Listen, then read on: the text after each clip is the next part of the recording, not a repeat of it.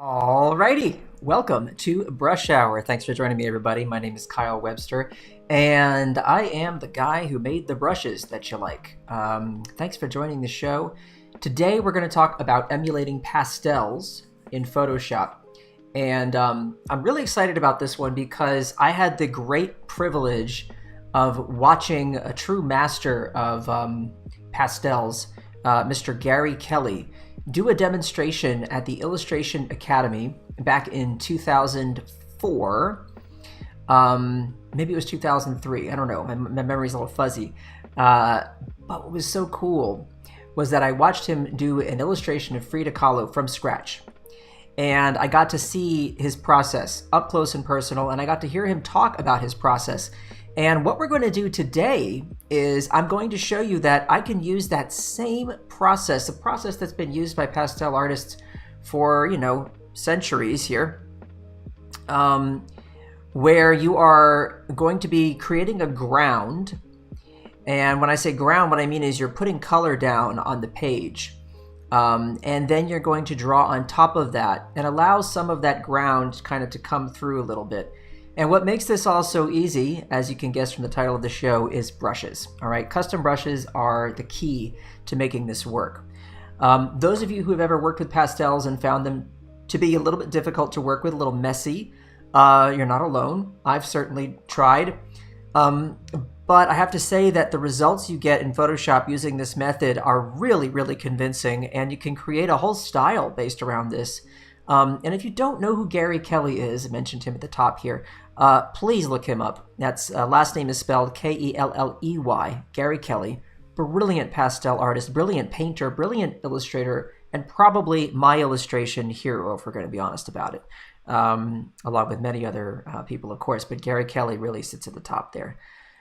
So without further ado, let's jump into it. Here we go. We're going to be in Photoshop today. As I said, I've got a little sketch going here. And before we get to the sketch, I want to say hi to some folks who are joining us. What's up, Sam and Clarissa and Caroline and RB? Hello, and Kathleen and Steve. Nice to see you. Joaquin, nice to see you as well. Thanks for being here. Leah, thank you for being here as well. Folks, if you're watching over on Twitter or on YouTube, I am following the chat over at be.net/live. That's Behance. be.net/live. Okay, so if you have any questions for me, you can ask them over there. All right, what you're looking at here is that ground that I mentioned a moment ago. I have a little sketch I threw of a character up on top of this, so let's just hide the sketch for a moment and let's take a closer look at the ground. All right, so what you're going to see here is kind of a neutral, semi-dark kind of a ground here, and it's got a lot of colors, see that, and a lot of texture, okay? Now, the way I built this is exactly the way Mr. Gary Kelly did it in his demonstration. And that is, I just started drawing with random colors and mixing them all together and drawing on top of one another with pastels until I had filled my entire canvas, giving myself this whole range of pretty subtle colors that are all the same value, more or less, okay? When I say value, remember I'm talking about darks and lights. And then this is going to be what my drawing will sit on top of, all right?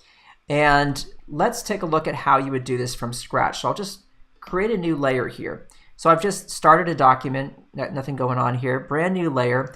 And let me show you the brushes that I like to use. And today we're probably going to use predominantly one brush, but we might use a couple more. But mostly we're going to be using a brush that's in the Mega Pack drawing box, okay? The Mega Pack, and in the drawing box category, which I'll scroll down to here. As you come down this way, you're going to find a brush, Oil Pastel, Soft Fine Grain. Oil Pastel Soft Fine Grain. That is the brush we'll probably be using most for this illustration. Now, how do you get the mega pack? Well, come over here to this tiny little drop-down menu in the top right corner of your brushes panel, and you're going to see this option to get more brushes. When you tap on that, it's going to launch your browser, and you sign in with your Adobe ID, and you will be presented with 2,000 brushes to download. One of the categories of brushes there is the mega pack. So if you grab the mega pack, you'll have about 400 brushes just to get you started, okay? And so here in the drawing box, we have a bunch of pastels. And maybe it's a good idea to just quickly look at some of them, okay? So why don't we just quickly do that? I'm gonna come up here to pastel.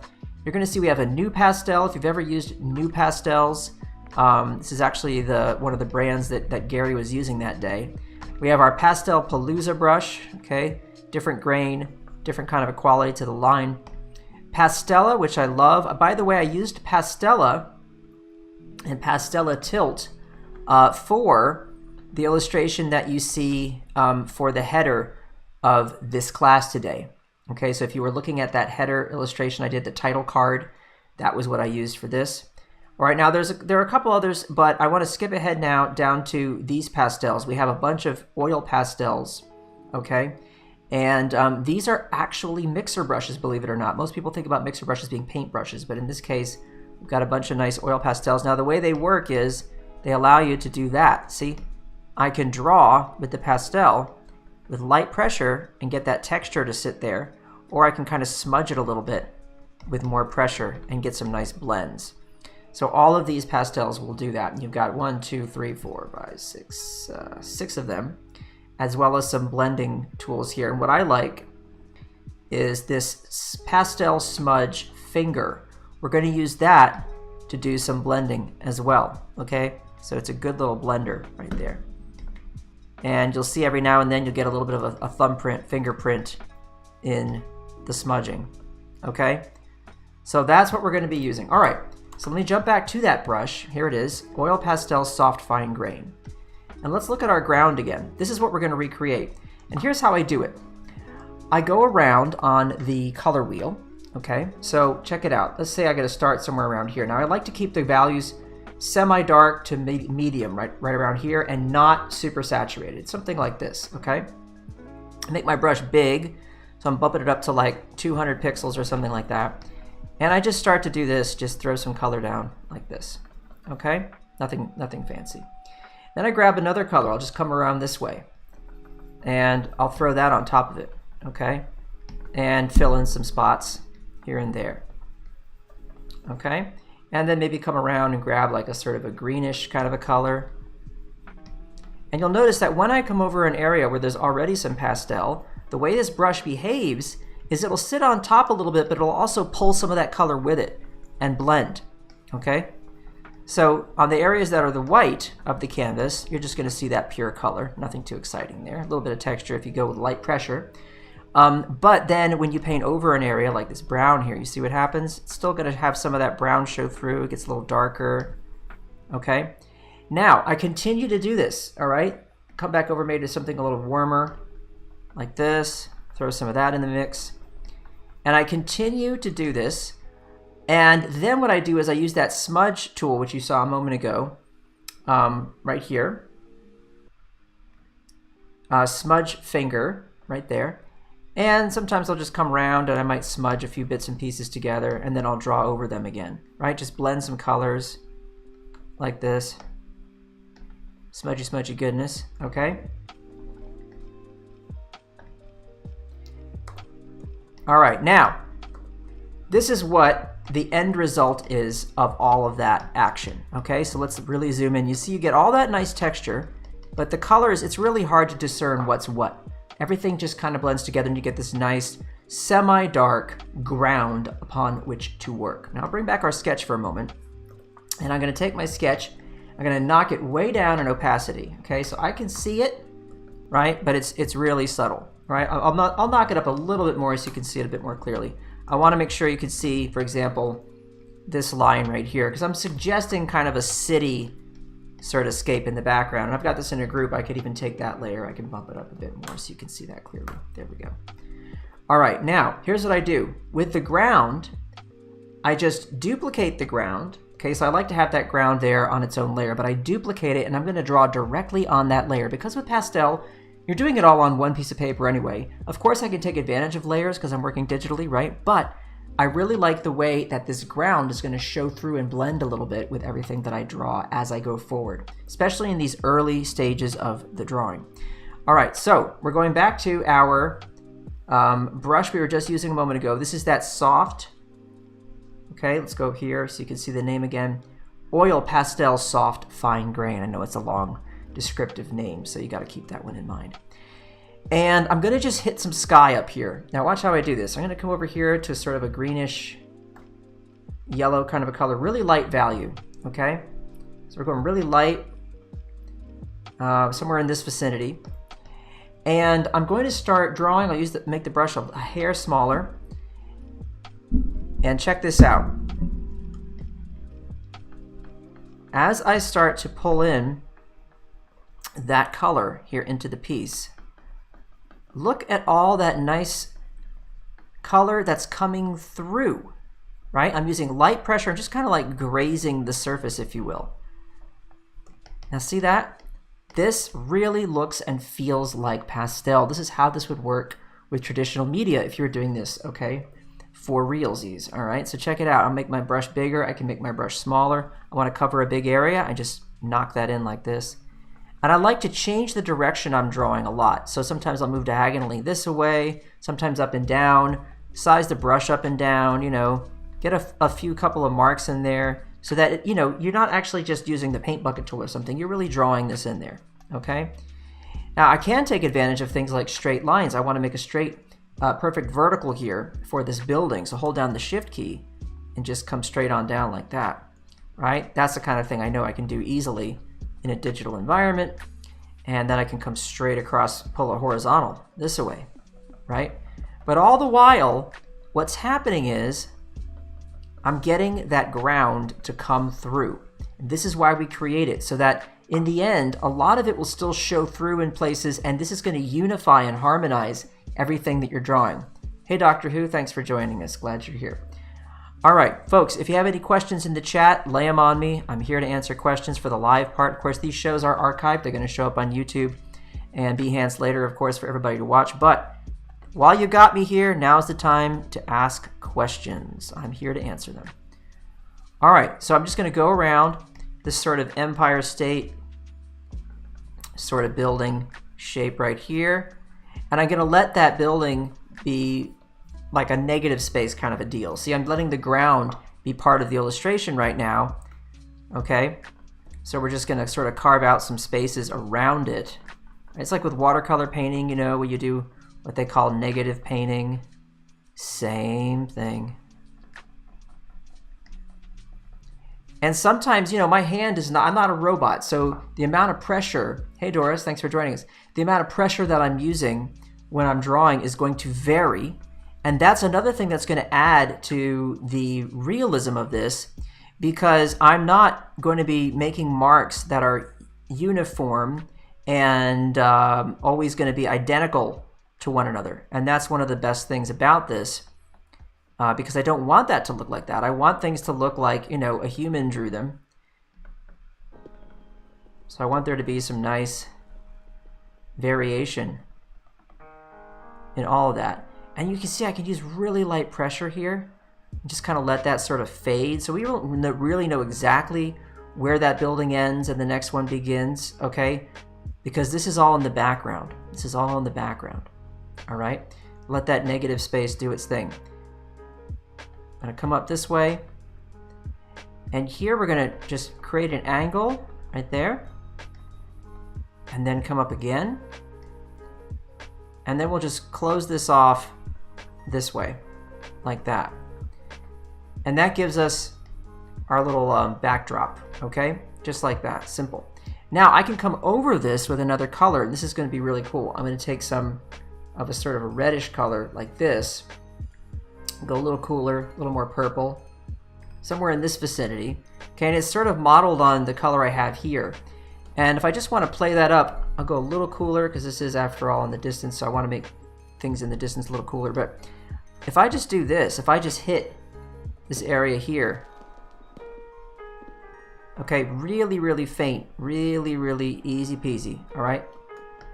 See that? It's just tinting it with that sort of pink color, just a bit, like that. And if you hide the sketch for a moment, you can see how nice that looks. And that texture is really doing a lot of heavy lifting for us, because the texture is what is allowing us to see some of that underlying color. If I zoom in on this, look at all that stuff you got going on. I'm going to zoom in like pixel level here. Purples and deep dark browns and light some blues, right? And then through the sky here, all that stuff that's coming through right there, right? This really does have that look of pastel, and that's what you want, right? All right, I'm gonna hit some more of these buildings back here.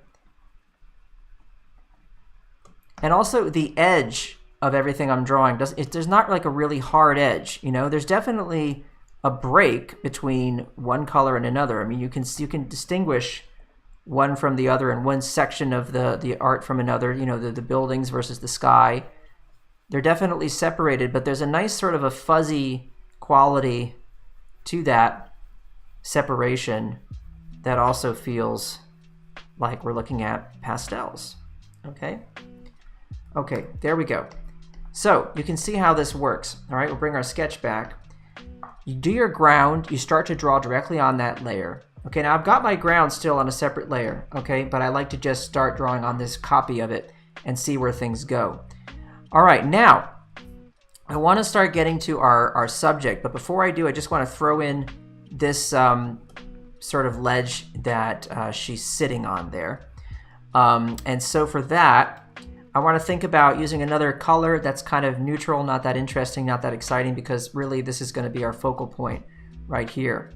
Okay, so to do that, I'm going to look at my ground I have here and think, what's something I could use that's kind of in that area? It's a little bit sort of a cooler kind of a color if I'm going to be trying to, you know, label this ground. Now what I could do is I could go a little warmer for contrast, or I could stay in that cool area and I could just go a little lighter. Something like maybe something like this might work. I'm gonna go right about here. And I can just start throwing that in there and see how that feels, like this. And if I don't think there's enough contrast, you know, it's hard to say. I could probably go a little lighter. Try that. Yeah, there we go. That feels pretty good.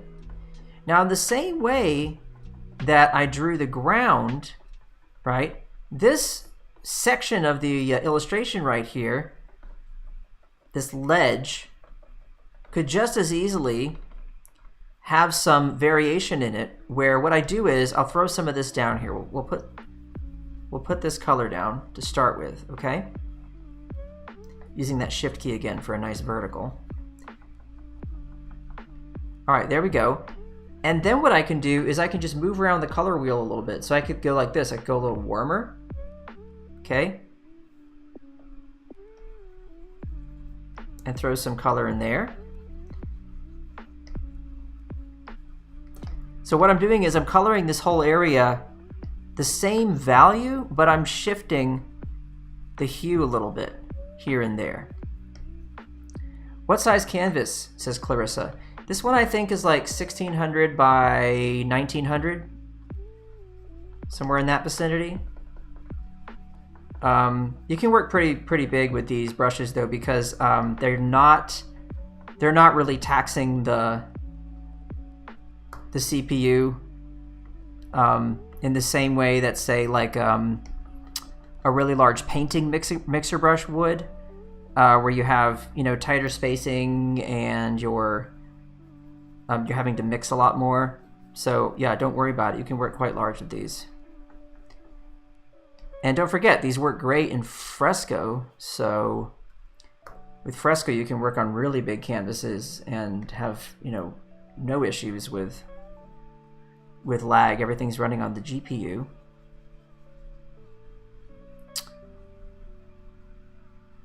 Hey, Timothy, thanks for joining. Would you ever consider creating a fan brush? You know, I've gotten the request for a fan brush for years. And the issue with a fan brush is that because of how you would use a fan brush in the real world, there are a couple of things that are sort of missing from a digital brush that would make it possible for it to behave in a way that you would expect. My recommendation is to use the real bristle brush for fan brush. In Photoshop, there's a category of brushes called real, or I think they're called, is it real bristle brushes? If you go to the default brushes and go to, there's a category, I think it's called legacy brushes. You'll find this category of brushes called real bristles, and what it is brushes that will respond to the tilt, and basically Photoshop is reading actually every individual bristle in a really realistic way, and there is, I believe, a fan brush in that group that works quite nicely. I recommend trying it. For a standard ABR brush, you know, like what I'm working with here, I think, you know, you're gonna wind up with some issues trying to get the result that you're looking for. I think you're gonna have some issues there. It's gonna be tough. But with those real bristle brushes, I think you could get some pretty interesting things to happen. And for those of you who've never tried the real bristles, you know, please give them a try. They're really interesting. Kind of one of those hidden categories of brushes that a lot of people haven't yet discovered or have never tried in their work. Let's hide our sketch for a moment and see how these colors look. There we go. So I can see how this plays right against the background.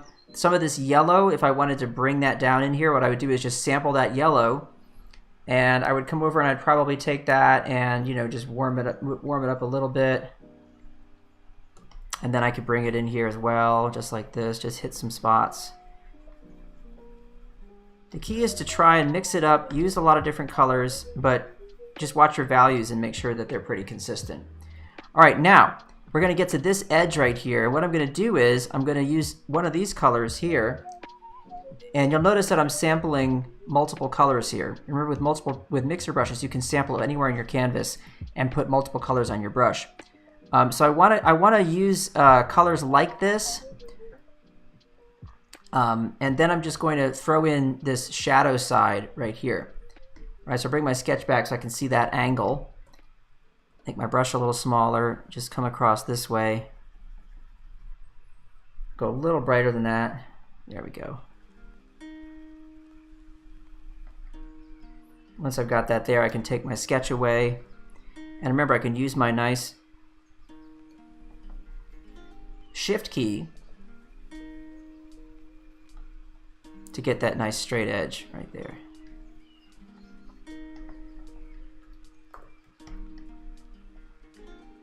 I can soften all that. Come up against this edge right here.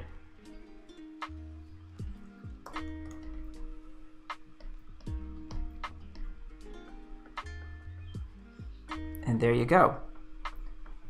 So I've pretty much got the main ingredients here. Now there's other stuff I want to add later, but I do want to get to this character so we can enjoy painting the figure, the subject of our art right here. Okay, so I come back to this layer. Now again, still working on the same layer, nothing's changed, okay? But what I like to do is, because I have the option to work in layers, duplicate the layer again, and then start drawing. So I do this for safety. It's like a safety thing. Like if I start doing something and I don't like it later, I can always come back to that original layer. But I do want all that ground to show through, and I want it to come through in a way where the same colors are being used on the layer, so they're going to mix slightly because it's a mixer brush. Okay? Let's see. Yeah, the tilde key does not exist on the German keyboards. You have to use this. You have to go to the brush mode and use clear. Now with mixer brushes, there's no such thing, but with all standard Photoshop brushes, you can use the clear mode for any brush to become an eraser. Okay? And RB just answered that as well, so we're all good. All right, so here we go. Let's start painting our subject. Now I'm gonna make my brush a little smaller. Okay. and just start in.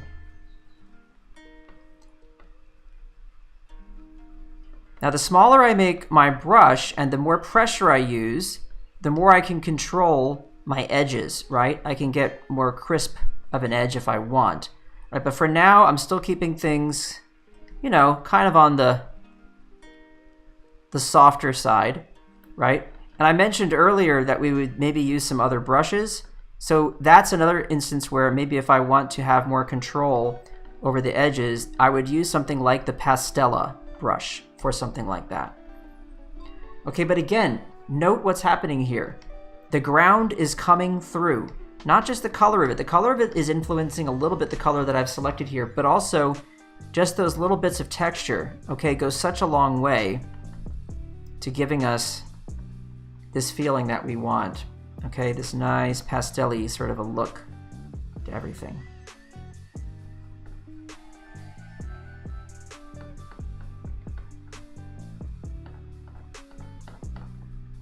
You could probably hear the sound of me drawing on the tablet surface using a Wacom tablet here,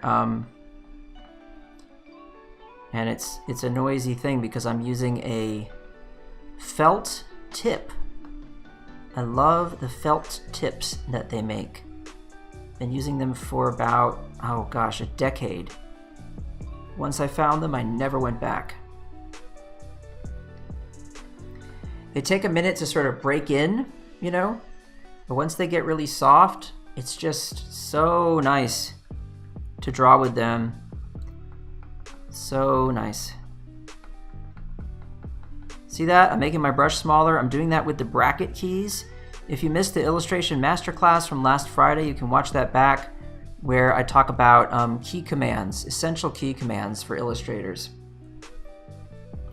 Really, really important stuff there. Everybody wants to be efficient. We all want to be able to work faster without having to go to that toolbar all the time to switch your tools, or without having to go up to your tool properties to adjust things like the size. And so the best thing you can do is learn those key commands. You can see how nice that looks. It's all coming through, really pretty colors. Hide the sketch for a moment. Look at that.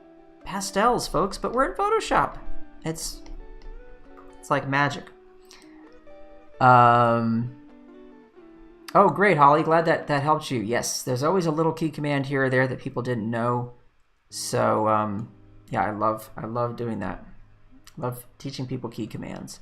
So first thing I start with when I teach Photoshop here in town at the university, I make sure that people know their key commands. Okay, so one thing I like is this idea. I'm thinking of really adding a big pop of contrast here with this same color from the sky, maybe this sort of yellow, lemon yellow kind of a color. But I think I'm going to go even brighter. I don't know. Let's see what happens here for the pants. I really want that to stand out from the wall, the background there.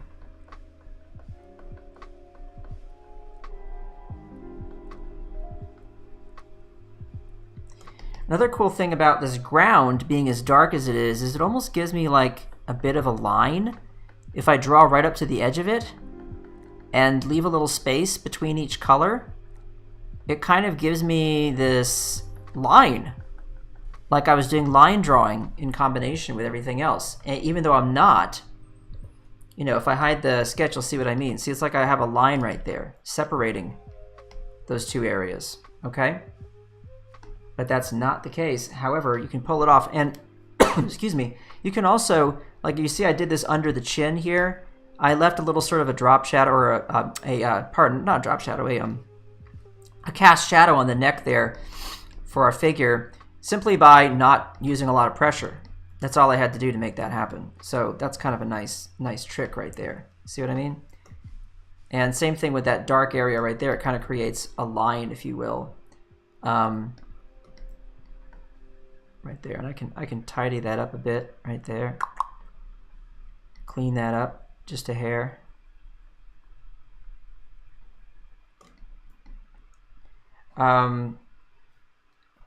You're in danger right here of having a tangent, so I'll just go ahead and knock in a bit of color right there, just so that doesn't get too crazy. And you can always smudge stuff where you want to smudge, so later I might want to smudge some of this, you know, and just soften up an edge here or there, and that's easy to do with that smudge. All right, back to our figure here. So we're going to stay on that for a minute. Come this away. I tried to keep these shapes really, really simple and pare things down and come up with a nice composition that where I'm really just thinking, you know, big, medium, small, that kind of thing. You know, the basics. Didn't want to get all complicated because my goal was to finish this in the time that we have in the stream, which of course is always very ambitious. So every time I try and do that, you know, alarm bells go off in my head and tell me that I'm crazy. We only have an hour together, so to try and do something like this in just an hour is definitely an undertaking, but let's see what we can do, okay? Sometimes it actually happens. Sometimes it happens. Okay, now I want to use a nice little pop of color here, so I'm just going to go for it. Just going to go for it. Look at that. Nice and bright.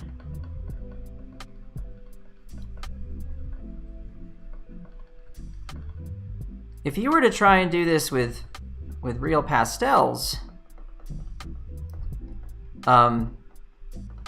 your desk would be a mess at this point.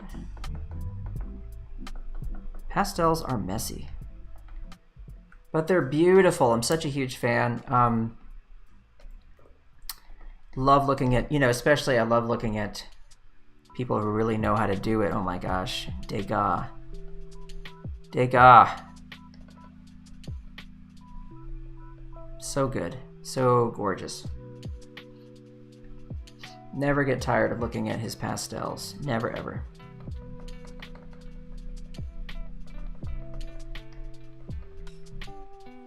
But you know, we're doing kind of the same thing here.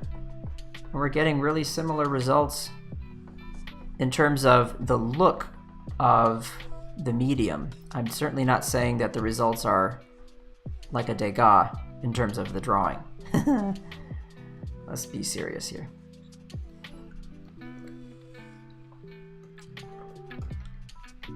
All right, so she got some bright shoes there.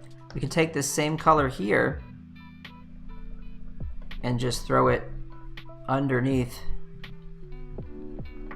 for a shadow, right? Like this. Now what I like about this brush is the lighter I go with my pressure, the more texture I reveal. And so that's really going a long way towards giving me the result I want here, where it all just feels unified. It feels like it's all part of the same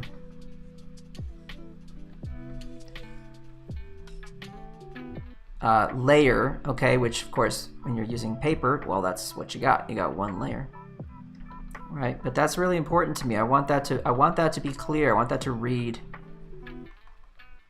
The natural media thing to me is a big deal. You know, I really want that to come through. All right, so next.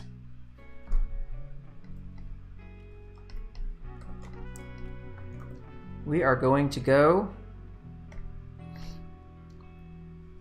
with a really bright, actually, you know what? Here's what we're gonna do, gang. Here's what we're gonna do.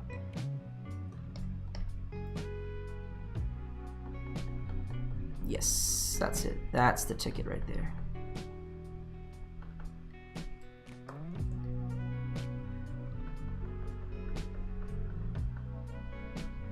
I'm gonna hide that sketch for a second.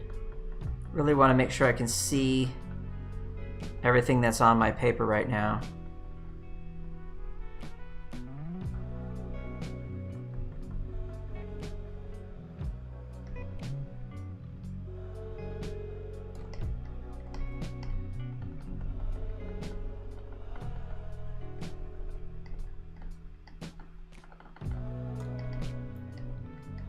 I really like that blue for the hair. I think that's going to work for us really nicely.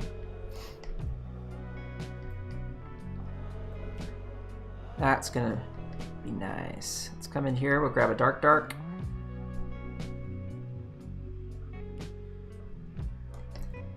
Now, here's where you can make choices here if you want. You could go really small with your brush, okay? And you can just draw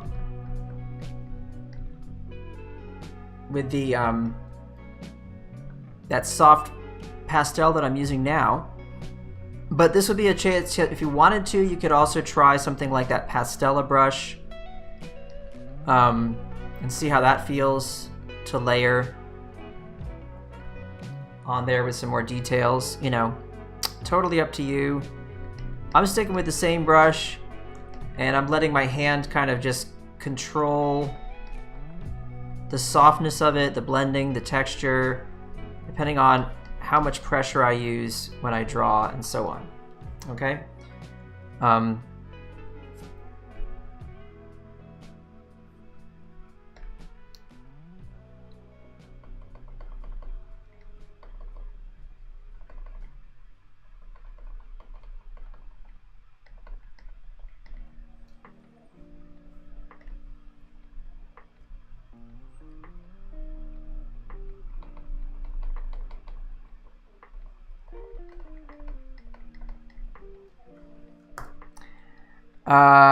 Reminder, these brushes, yes, Mega Pack, exactly. Trying to mimic a Degas in Photoshop, I think that's a great exercise. Do it. I want to see the results. I want to see how that goes. I should do it. Can't believe I haven't done it. I love him so much. Should have done it by now.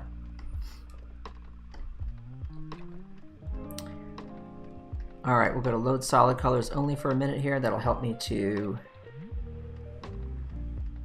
pick a color, shadow color here.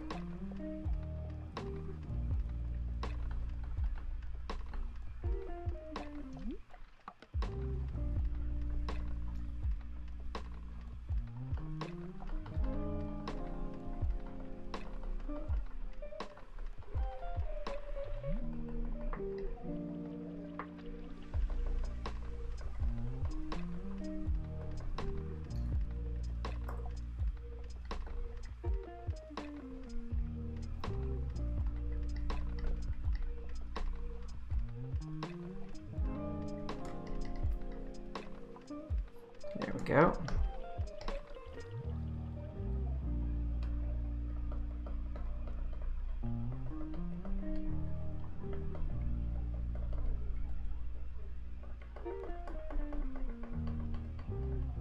Okay. So I think for now that'll probably be fine. We've got our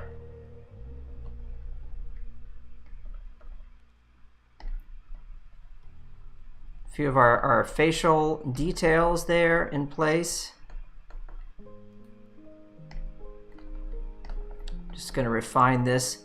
If things get soft in a place you don't want them to get soft, you know, what you can do is you pop on over this way and you get to that Pastella right there. Size that baby down. Grab the color next to it and then just draw. And you can sharpen up anything, okay, with that Pastella brush. You'll be in good shape. So yeah, if there's an area where you're like, you know what, that's feeling a little loosey-goosey to me, just go ahead and use that Pastella brush and you can get really, really precise, okay? You could actually do the same thing with probably a lot of the pencil brushes in the Mega Pack, honestly. And if that texture gets to be too much for you, come over here to your texture and just increase the minimum depth and increase the depth of hair. Okay, and that'll make it so that that texture is going to get a little softer, a little less pronounced, and you can really go in there and refine all your edges and get everything exactly the way you want. Okay, so everything is as it should be. These are all the tricks of the trade right here. I'm teaching you all the best tricks. I want you to know how to do this stuff. That brush settings panel, remember, is such a good friend for you. That is your buddy. It's there to make things exactly the way you want them to be, okay? Because, you know, out of the box, the brushes are great. They do a lot of stuff, but how to make that happen for yourself. There shouldn't be any frustration. It should just be a smooth, easy process for you to get things to do what you want. Right, gang? Alrighty, let's see. Hey, new folks are joining us. What's up? Sean's here. Hello, Corrado, Anastasia. Hey, how's it going? Do you reset the brush after you adjust it? Hi, Holly. If you were to select another brush and then go back to that same brush in the list, it would already be reset. If you want to save a version of that brush that does something different, you can do so. Come over here. You just hit the little plus button right here, down at the bottom. Make a new brush with those exact settings you like and save it. That's all you got to do. And remember that the last 7 brushes you used and their settings are always saved up here at the top of the screen. There they are. The last 7 brushes and their settings, okay? So, here we go. We're back to that soft pastel brush. And now I want to add this shirt right here. So here's what we're going to do. It's Pride Month, so let's go ahead and do rainbow on the shirt. That would be nice. So I'm going to start right here.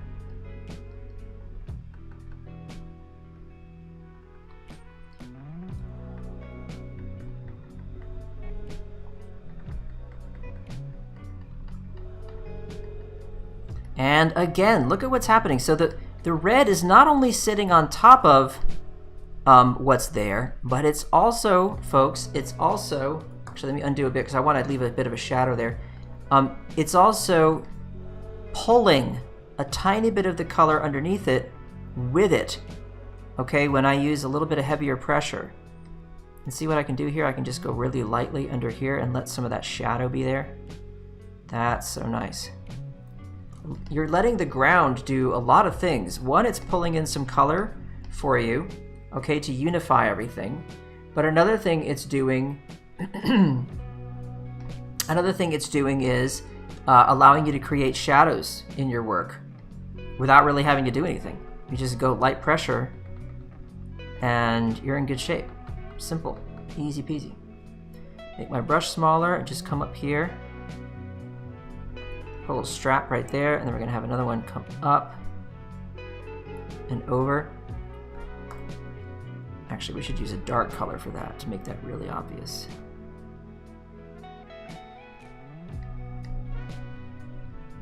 Now, if I had been thinking ahead, what I would have done is used the ground for that shadow, okay?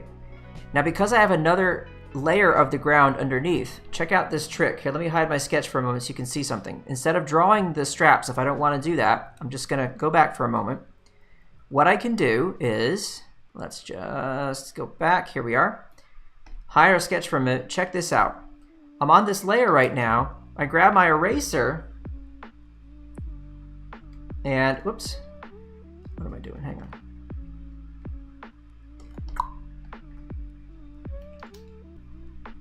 Why is it erasing to white? Oh, because I don't have my, there we go, silly Kyle. Okay, sorry. Got that ground visible underneath. And look, I can just erase away to the ground if I want. Okay, just like that.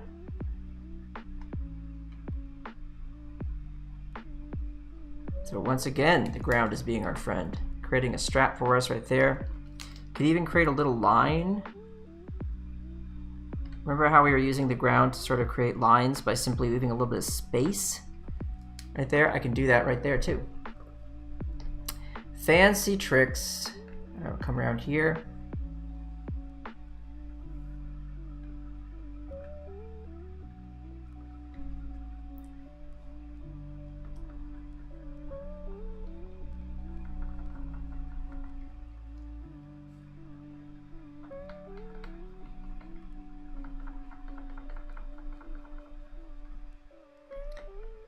Use a bit less pressure and just touch gently right there to let that shadow carry right down this way. So again, that ground is helping us with the shadow. So convenient, so convenient. So convenient.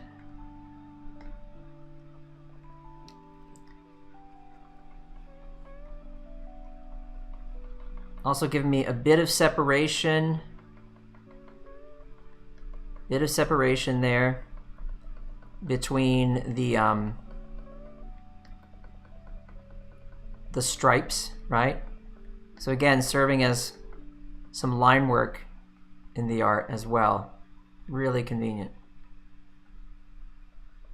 I really hope you're getting a lot of ideas from this. I hope you're learning some tricks. I hope you're going to go out there and try to do some pastel work in Photoshop or in Fresco, because it's just amazing all the kind of natural media that you can emulate. Really, it is. And you can do it so fast. We've only been hanging out for an hour, but you know, we've got ourselves a ground. We've got a little background. I know it doesn't have a lot of detail yet, but doesn't need much.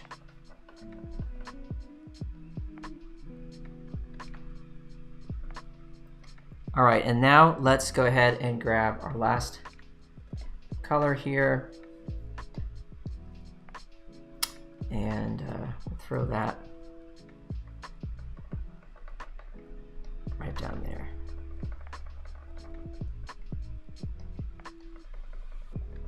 Okay. Very nice. I'm gonna use my eraser right there, just to give a little separation. Okay, so we've got a character there. Now, how do we do the shadow here and here? Easy. Okay, I'm going to decide, okay, which color do I want to use for this? I could use our ground color and just come over here and just go like this. See that? It's still going to have some of that color showing through. Easy. Look at that. Look at that. I'm just using light pressure. And I love that this pastel will drag and blend a little bit, soften the color, as well as draw on top of it. I mean, it really, this is what pastels do. It's got that same kind of a quality to it where it's going to really help me out like that. Now let's come up here. And I want this to be brighter. So I'm going to go a little brighter up here with this. So I want that really to set off against that head shape a bit. I think that looks nice. And for the mouth too, I'm going to go like crazy bright right here.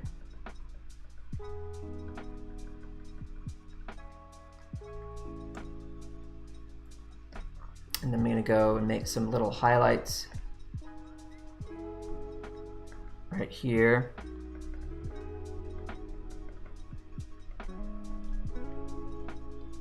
Just starting to like do a bit of you know, this is finesse, right? We're at the finesse stage here a little bit. We're starting to get towards that place. Okay, this is just me noticing where I want a bit more pop, a bit more contrast, right? I just want to hit that shoulder with a shot right there of that sort of a yellowy color.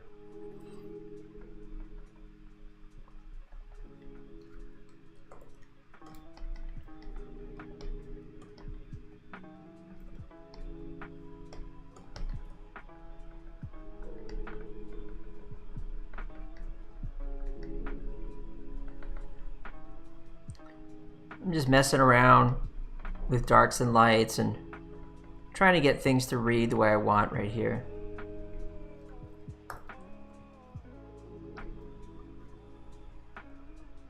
Now I can get picky with this edge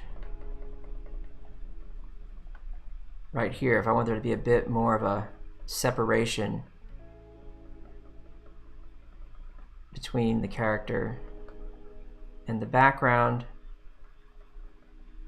And then I'll change my mind a lot with stuff like this. So for example, making that read a bit more clearly right there, okay, and then defining that building shape right there and making that a bit crisper just for that little section right there.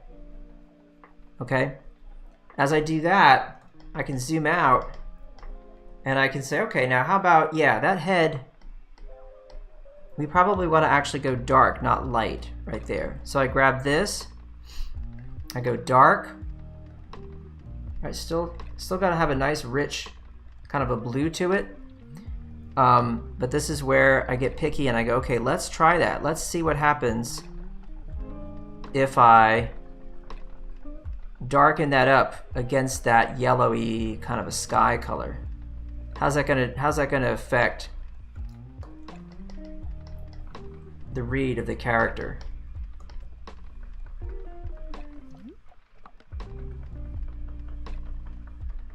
This is where I start to get really, really picky and I make a lot of changes and I go back and forth and really try and figure out how to make that sing.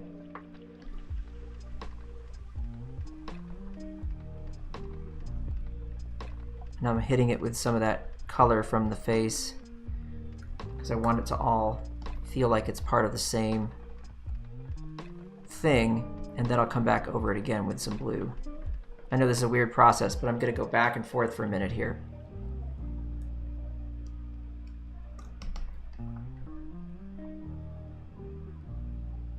So that looks okay.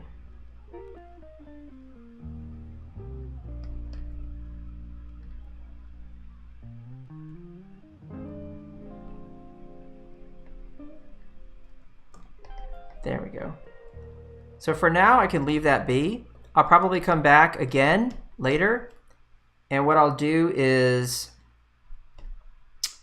because I have copies of my ground all the way down to the base level of it, is I could do something like this. I could erase right here along the edge and try and get to a point where I can really clean that up, where it's going to go just back down to like the purest, darkest sort of version of the base.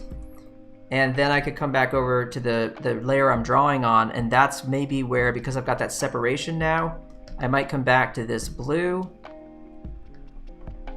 and just hit it right up against that edge like that and see how that plays.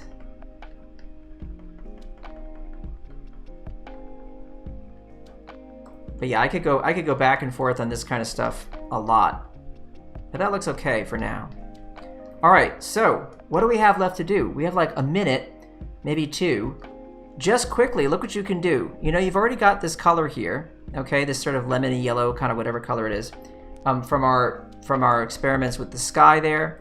You could just come in and start doing things like this. Just put a window here, knock that out, make a little shape, right? Make another one. Make another one.